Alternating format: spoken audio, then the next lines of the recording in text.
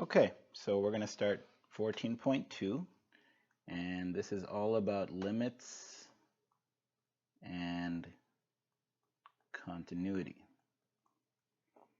So here we're going to start off just with how to define a limit, and well, so remember the limit process from 2D. So let's go back to one variable, and let's say we have limit as x goes to x naught of f of x. How did we think about this? So let's just draw a little graph here.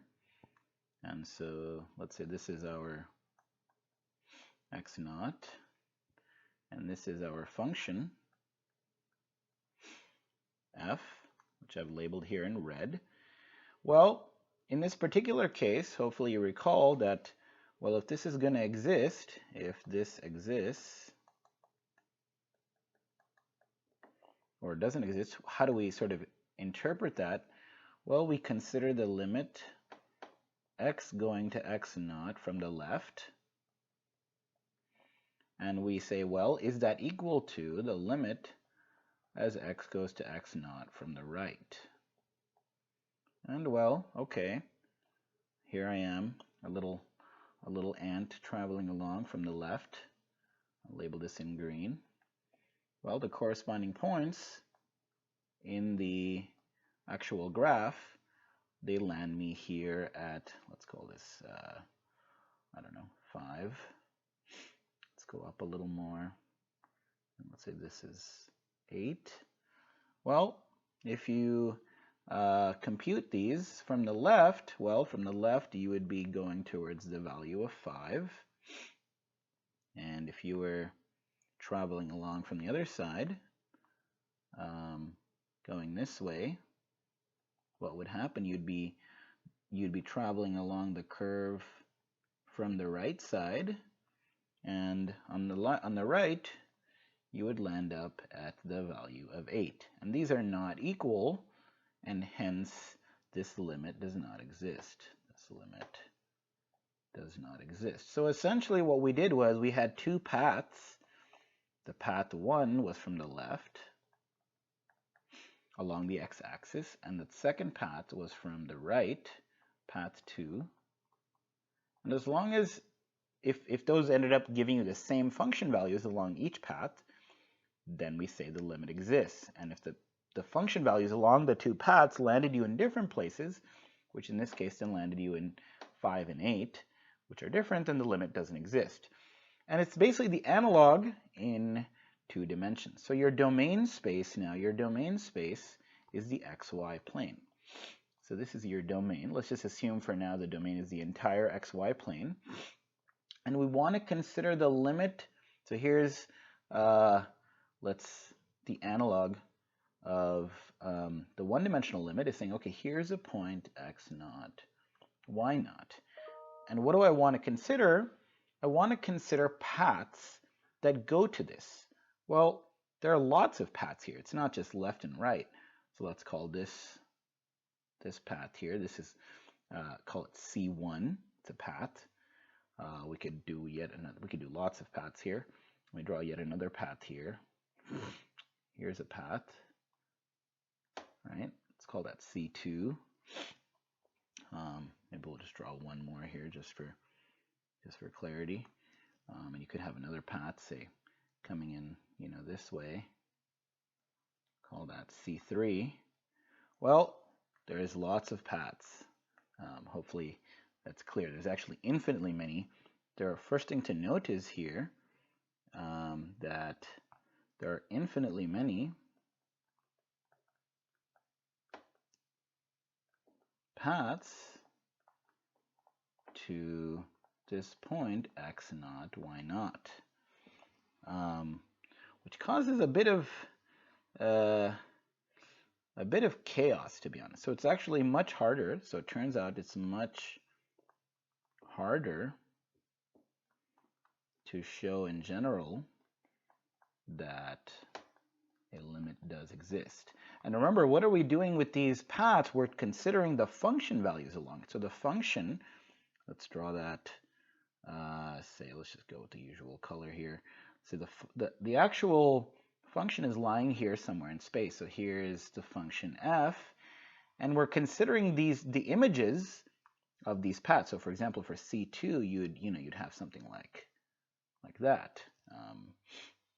Sorry, that was not very good drawing. Let me try that one more time. So let's say we go like this, and then we go up like that, and then we go down again, and then something like this. So this is the path f of C2, and let's say that would land you, say, somewhere here. This would be the point f of x naught, y naught. In this case, if the function is a smooth function like this kind of smooth curve, the limit would probably exist. But in general, how to define it? So let's just do a little definition here. So suppose x naught, y naught is an element of D, which is the domain of a function f. Then we say, then the limit as x, y go to x naught, y naught of the function f of x, y exists if along all paths, we'll call it c of t, which is some x of t, y of t, we have the same limit, let's call it L, i.e., and let's just assume for simplicity that, so the limit as t goes to t0. So we're going to assume here that c of t0 is x0, y0.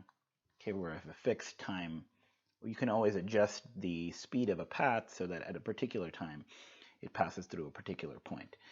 So all paths that pass through this particular point at time t0, we have limit of, as t goes to t0, of f of c of t, which is the limit as t goes to t0 of f of x of t, y of t. If this equals, if it equals L, the limit exists. So this is just a limit existing. And then for continuity, so f is continuous at x naught, y naught, if the limit value is the function value. So if L is actually equal to f of x naught, y naught. Okay. So this is the definition of a limit, and continuity is exactly just an extension of that, where the limit value is actually the same as the function value. For now, we're going to focus on the limit existing, and continuity is kind of it just is just the next step forward. The limit process is really where the challenge comes into play. So let's do just one example here, and we're going to do first example. So the first type will be where limits don't exist. Limits don't exist, because it's actually easier to show a limit doesn't exist. And how do we do that? The usual method is we take two paths, call it C1 and C2, and we try to find two different limits. So where the limit along C1 is different than the limit along C2. So let's take an example.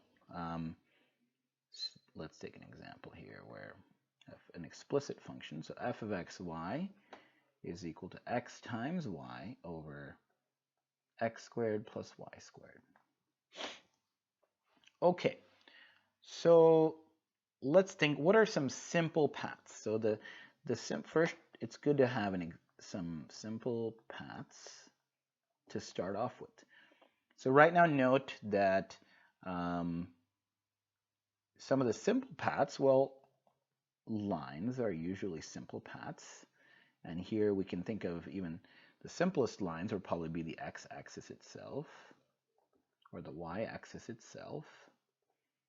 And then there's diagonal lines, sort of slanted or diagonal lines. And of course, these lines have to pass through the point. So what is the point of consideration? So our question is, does the limit as xy goes to 0, 0 of this function, xy over x squared plus y squared, does this exist? So does this limit exist?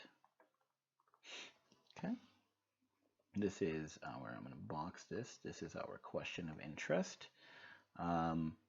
Well, let's go ahead and find out. Well, let's first list these lines. So the x-axis, that corresponds to y equaling 0. So let's check these two paths along the x-axis and along the y-axis, which is setting x to be 0. So if we do those, for this one, what do we get? We'll end up with limit. Since we set y to be 0, we still need x to go to 0.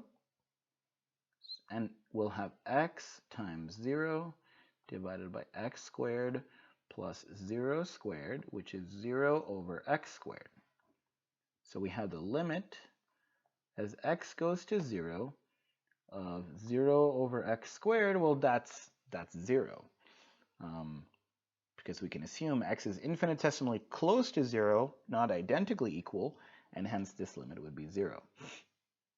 What about along the y-axis? Well, here we set x to be 0, so we still need y to go to 0.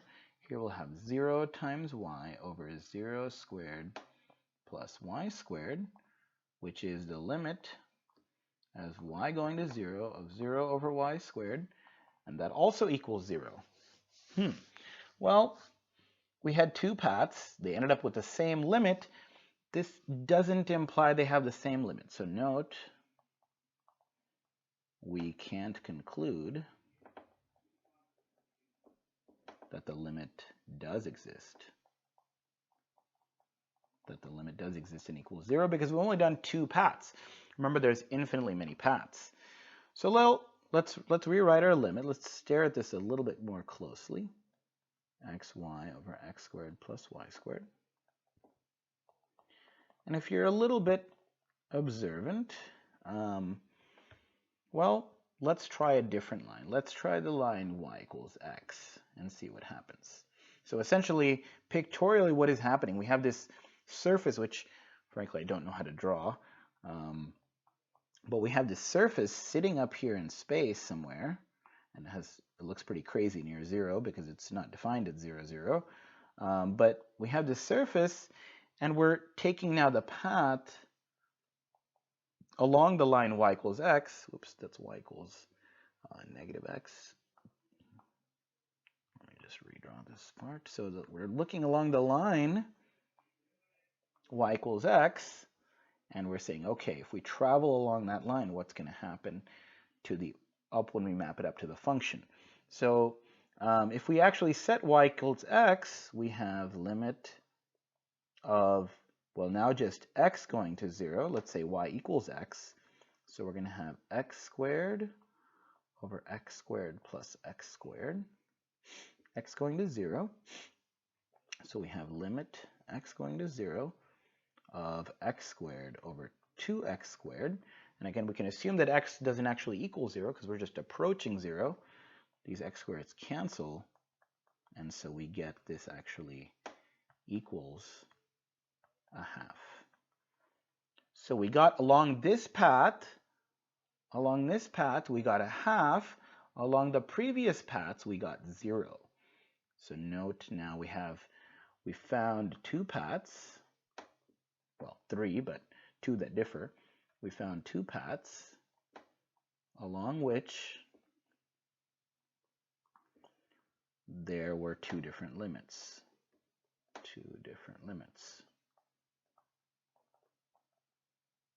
One of the limits was 0, the other one was a half. Those are not the same, hence the limit overall does not exist for this particular problem.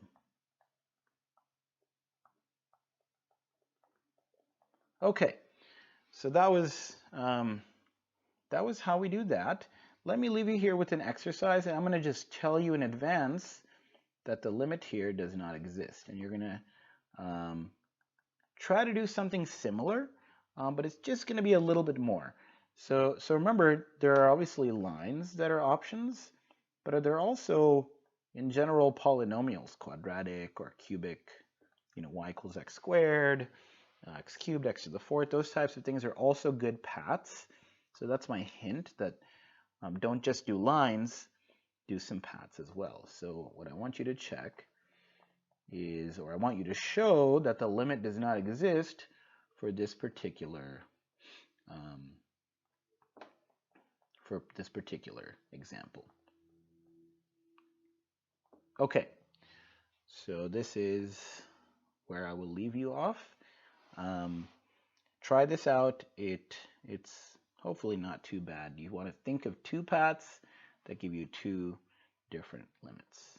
And we'll start the next video there.